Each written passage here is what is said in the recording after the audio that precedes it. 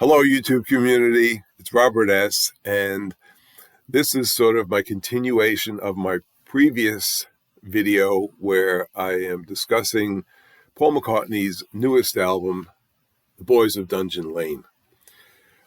In that prior video, I showed you the albums and CDs that I had received, the merchandise that I was able to get during the listening party on May 29th. And in this video, I'm going to be ranking these 14 songs.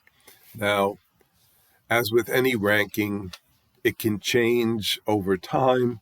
I'm sure that this will change over time. I did watch the ranking that Joe Mayo and Matthew Street did on Joe's channel. It's a FabGab video. Number one, I have to say thank you for doing that. I was so happy to see FabGab returning and Joe and Matt once again reviewing and ranking the solo Beatles albums, and they did it with the Beatles albums. So you please check those out. Great videos. And they do it as a live stream, so the audience is able to actually comment in the chat what their favorites are. What do they have at number 14, at number 10, at number 3, at number 1? So it's a lot of fun, and you get to hear things that perhaps you didn't really think about when listening to a particular song. So definitely worth your time to check that out. Anyway, I watched theirs, and there are parts, there are times when I agreed with them and times when I totally disagreed with them. So let's get into the rankings. And again, this is how I feel currently after having listened to this album probably about maybe 7 or 8 times. So it's not a lot, but I feel like it's enough for me to know which songs I prefer. And again, I mentioned it in my other video. This album, these 14 songs, unlike other albums, even McCartney albums, there are no really high and really low type of songs. These are all sort of in that mid-range. Some are a little higher, but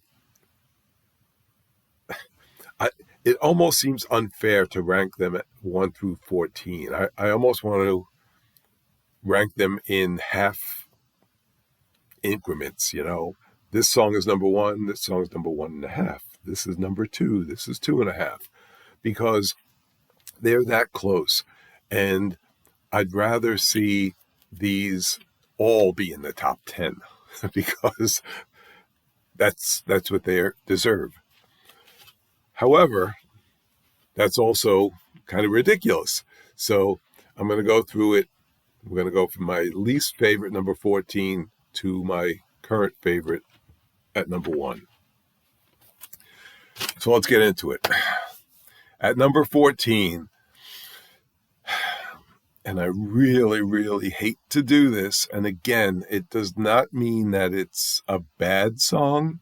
It's just not my favorite on this album at the time. And it troubles me because it's the song Salesman Saint, a song about Paul's parents. His father was a salesman, his mom was a saint.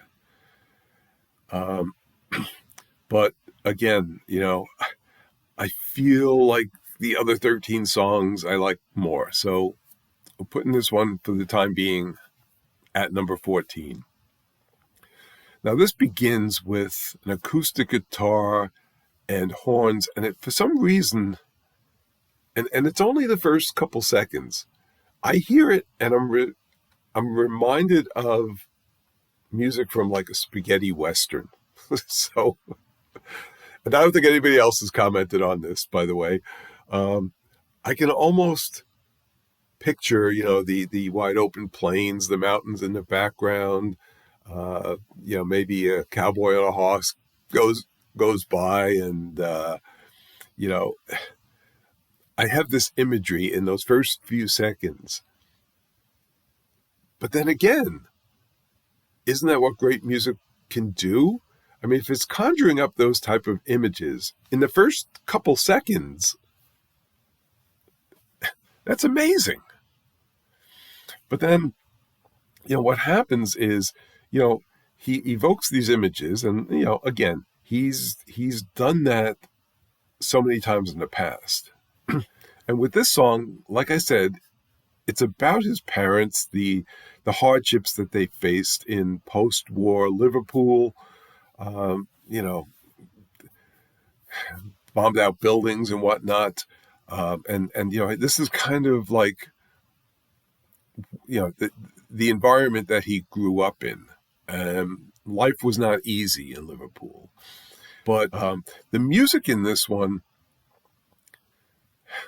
and again, it kind of sets the tone or provides for the atmosphere of that post-war 1940s type of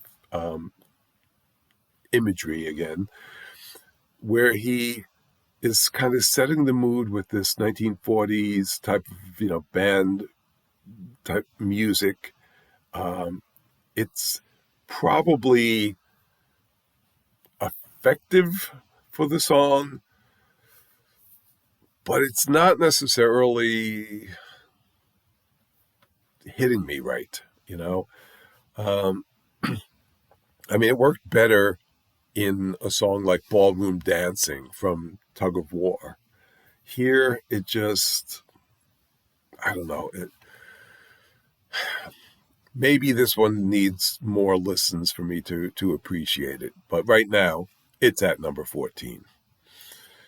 So at number 13, speaking of life being hard in Liverpool at that time, at 13, I've got the song Life Can Be Hard. It was not only hard in the 40s, this was written during COVID. So yeah, even if you weren't born or alive in the 40s, you can understand that life can be hard sometimes. And yes, it was hard back then. Now, I like the tempo changes. I agree with the sentiment. Life can be hard.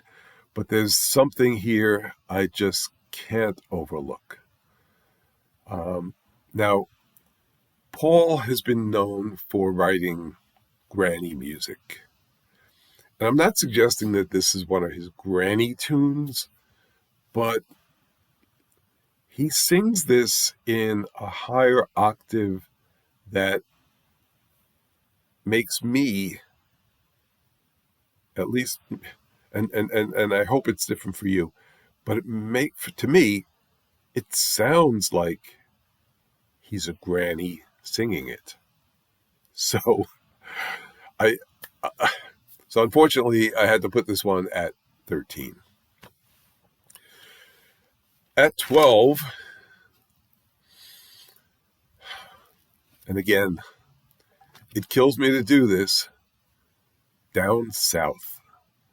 Now, this is a song about, Paul's relationship with George Harrison when they were younger, riding the bus, playing guitars, talking, all things rock and roll.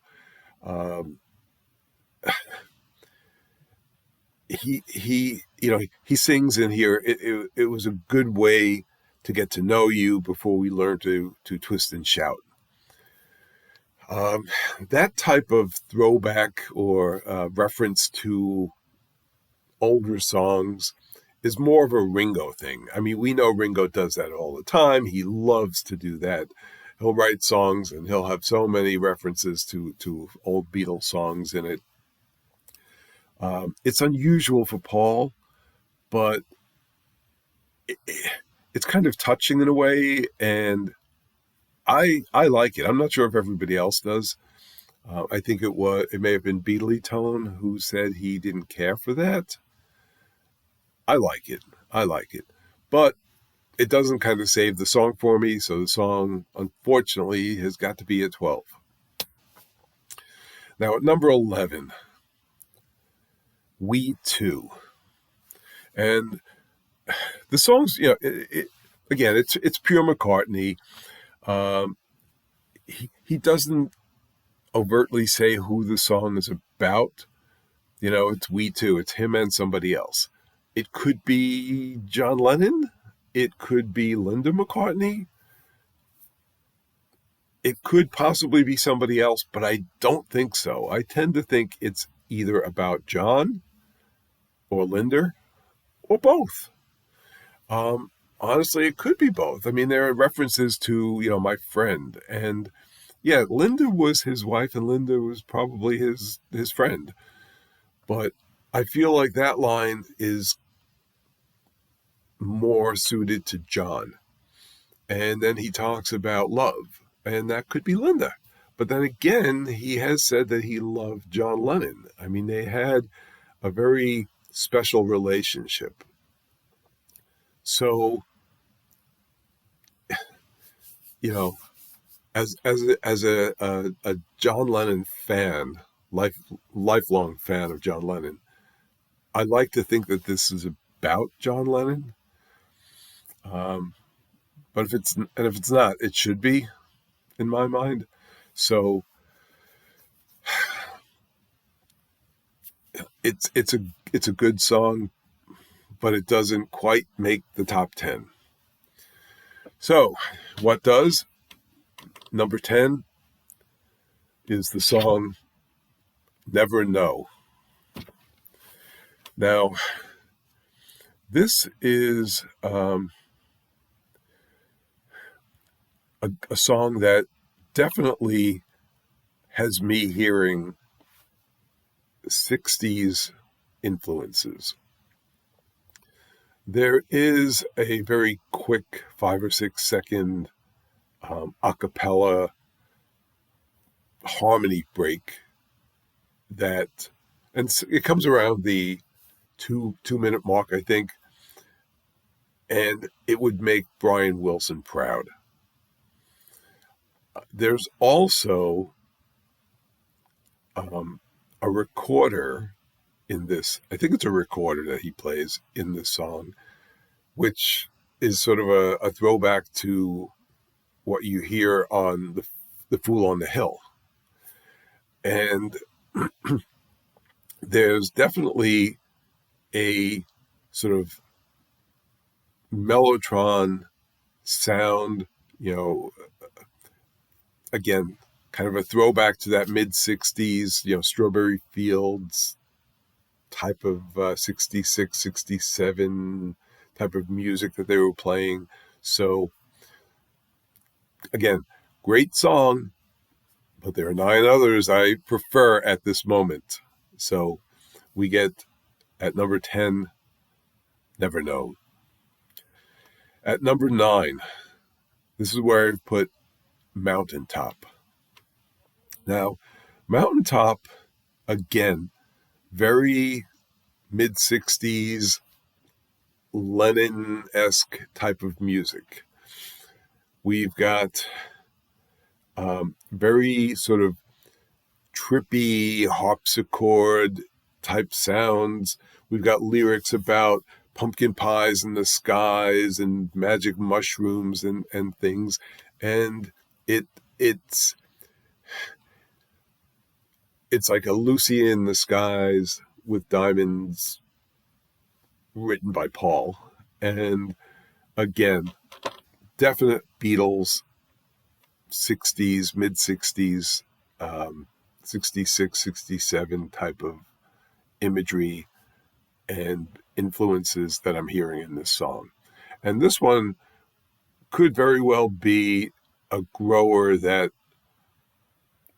makes me appreciate it more and push it up in the rankings. But again, I feel like I just need to listen to it a little bit more. I should also mention that at the end of the song, you get, and he's done this 2 or 3 times in this album, you get a little bit of like spoken word, like kind of like the Beatles did with, cranberry sauce, or is it I Buried Paul? Who knows? But here we have his wife Nancy speaking as the song fades out. I don't know what she says. I don't know if anyone knows exactly what it is she's saying. Maybe if you play it backwards, it says, "The Boys of Dungeon Lane Explorer Edition will be out by Christmas." Oh, I hope it doesn't say that. But I suspect we will get something before Christmas. Anyway, so that's at number 9. At number 8, Mama Gets By. This is the closing song, and it's fantastic. I kind of wish I could put it a little bit higher. It's a beautiful track. The opening chord sounds like, in my mind, again, and I think anybody who listens to it will hear the back seat of my car. And you've got in the latter part of the song, he's repeatedly singing, "She loves him, she loves him." That sort of reminds me of the "She loves you" from the Beatles. And then you've got, at the end, the song closes with what to me is an obvious "Let It Be" style ending. So you've got all of these sort of Beatles and early McCartney influences in this song. Was it accidental? Probably not, but whatever. It's classic McCartney, and I can see this one growing on me as well and going up the rankings. At number 7, this is the song that starts off side 2 of the vinyl, and it's "Come Inside." Now, this one is a more modern day sounding song. It's pure rock and roll. I mean, this is a great opening track for side 2. I think side A opens with a fantastic track, and I'll get to that in a minute. But side 2, "Come Inside," it's very Flaming Pie sound to it. But again, it's just a great track. At number 6, I have "Lost Horizon." This is a song that Paul actually did many, many years ago. And I guess he must have forgotten about it. There was an Abbey Road engineer who was going through some old tapes. He came across this. He shared it with Paul and said, "Do you remember this?" And Paul didn't. But it was a completed song. So they listened and said, "You know what? This is good enough to make this album." And he was right. This is definitely a song that deserves a place on this album. The drumming is very Jeff Lynne ELO style. So, again, this goes back 25 years or so, I think. So it's probably very much influenced by what Jeff Lynne had done with the Beatles around that time, the late 90s. So it's a darn good track, and it's at number 6. So that brings us to the top 5. And sitting there at number 5 That's where I put the opening track, As You Lie There. This song opens with spoken word. I mean, this track is unique. It really is. We have Paul kind of reminiscing about a schoolboy crush that he had on a woman named Jasmine Dobbs. At least we believe that. I think he may have said that it was Jasmine. So it's Jasmine Dobbs. She grew up in the neighborhood, and he sings about, or he talks about walking home from school, or walking through the neighborhood, and he looks up at her window. If her light's on, he sees her silhouette. Little creepy, maybe, if you think about it. But it's him sharing his memories, and I've got no problem with that. So the song basically is, look, I had this crush on you. I think they met one time, and it's kind of like, what if type of thing. But he also sings, do you think of me as you lie there? So, it's a song that has many, many tempo changes. So again, the song opens with the spoken word intro, but soon sort of evolves into a Wings-worthy rocker. And it really whets your appetite for what's to come on this album. It's a fantastic opener. What more can I say? It's Paul giving us new chords, and it's just amazing. So that's number 5. At number 4, I have First Star of the Night. Now, this is a song that Paul wrote in Costa Rica during a day off. I guess that this was during his Got Back tour, and there were some heavy rains, and perhaps that's why he had the day off. I don't know the details of it, but he sat there, he wrote this song. This is a much more mellow type of a song, and it's got that sort of island tropical feel. And quite frankly, if he was still alive, I could see this being a duet with Jimmy Buffett. I think that duet would have been fantastic. And Paul did do a duet with Jimmy on Jimmy's last album. That was the song "My Gummy Just Kicked In," and Paul, I believe, plays on another song as well. But and you might want to check out Jimmy Buffett's album, or at least those songs with Paul. It's called "Equal Strain on All Parts." But anyway, First Star of the Night is number 4, and again, it's an amazing song. And I don't think anybody else had it as high as I have it, but there it is. So at number 3,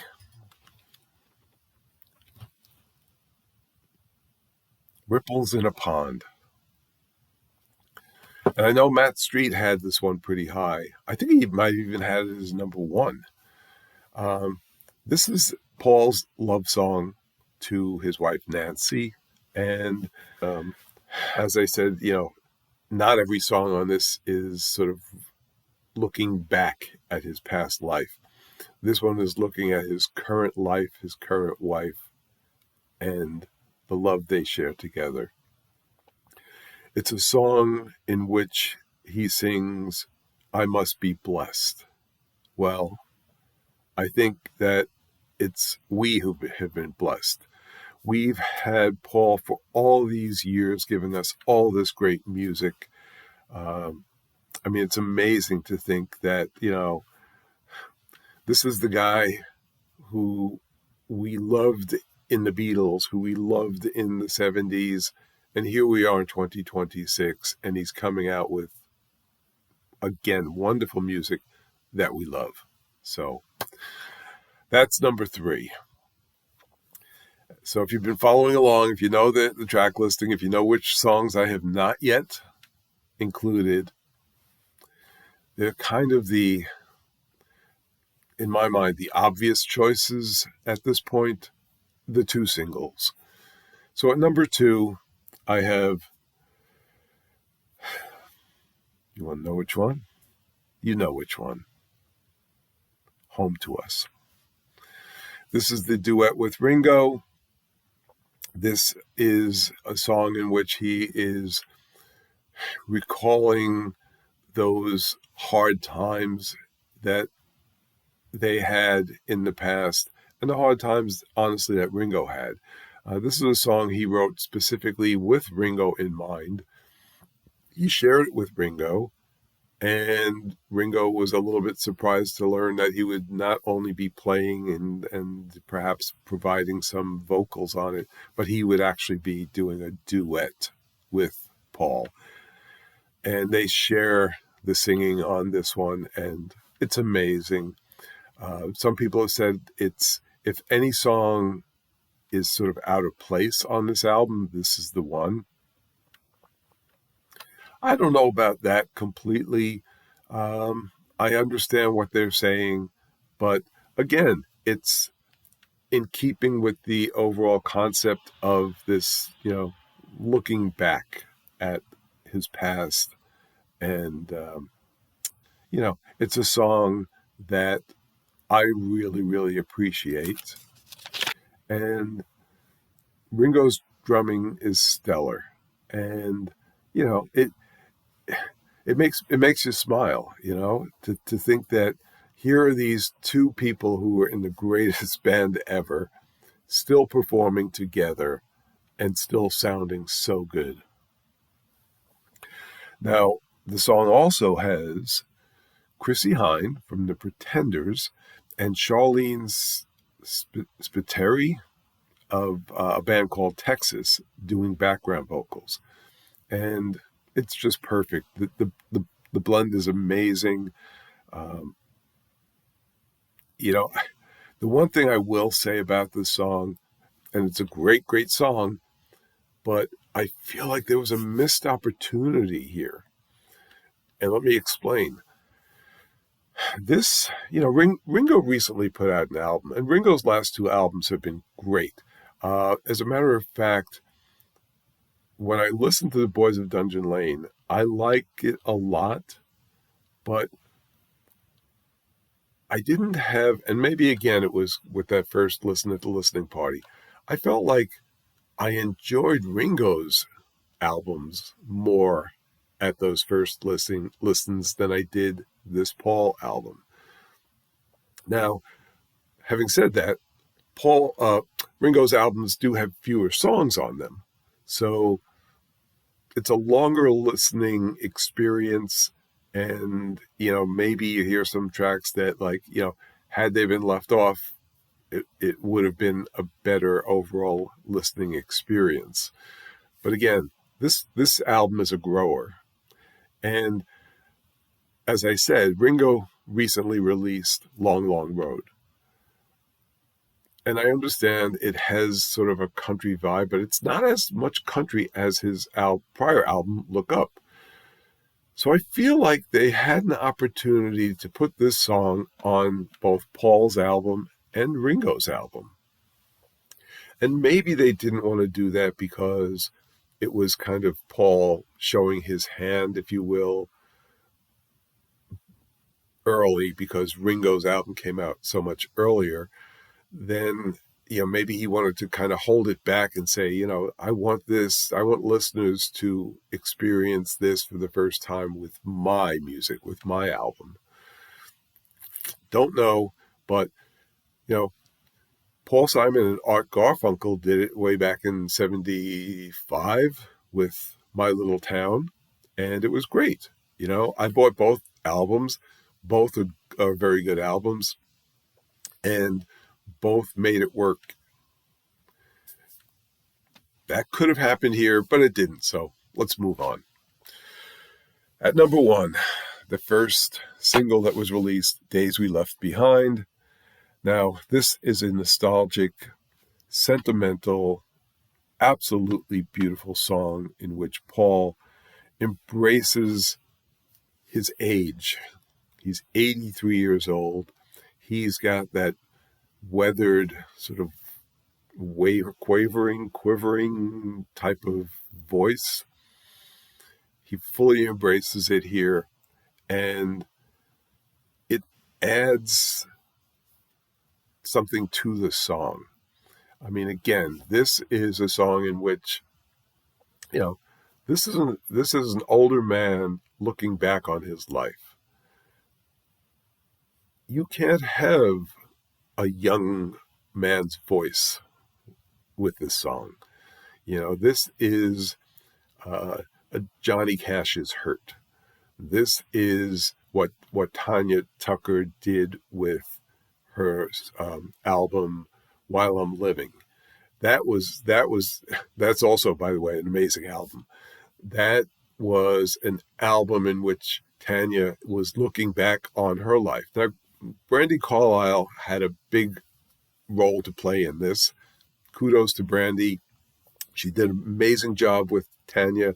She does an amazing job with Elton John's latest album. And that, by the way, is called Who Believes in Angels. Check that one out. But with Paul, you've got this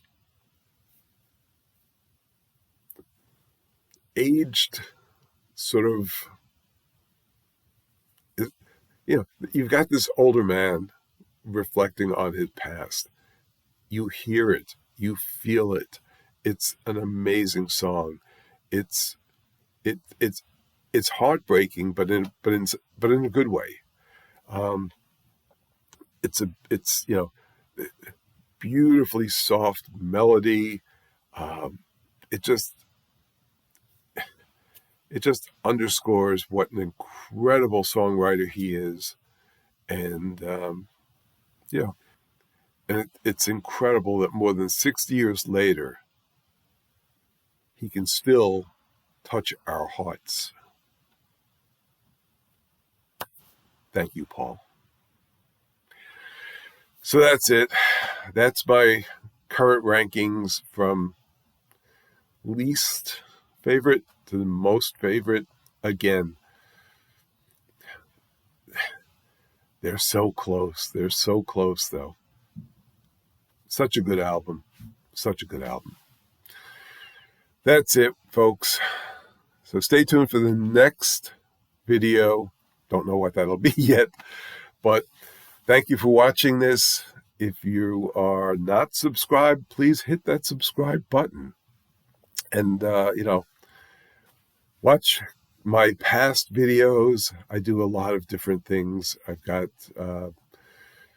song spotlights. I've got 45 spotlights, album spotlights, artist spotlights. I've got trivia. There's all kinds of stuff on my channel, but check it out. Look at the playlist, see what you might be interested in. I've even got concerts, by the way. I do play, because I focus on the more sort of obscure, sometimes more obscure artists. I do play their music because I want you to hear what they sound like. I don't want to just talk about it and you have no idea kind of what that artist has to present to you. So I do play the music. You can hear these. Sometimes you might want to go into a video and skip all of the nonsense I spew out about it for the first 6 minutes and just listen to the 8 or 9 minute clip of the music that I play. Anyway, that's it. Hope you enjoyed it. Stay well, friends. And remember, if the music strikes a chord, let it play.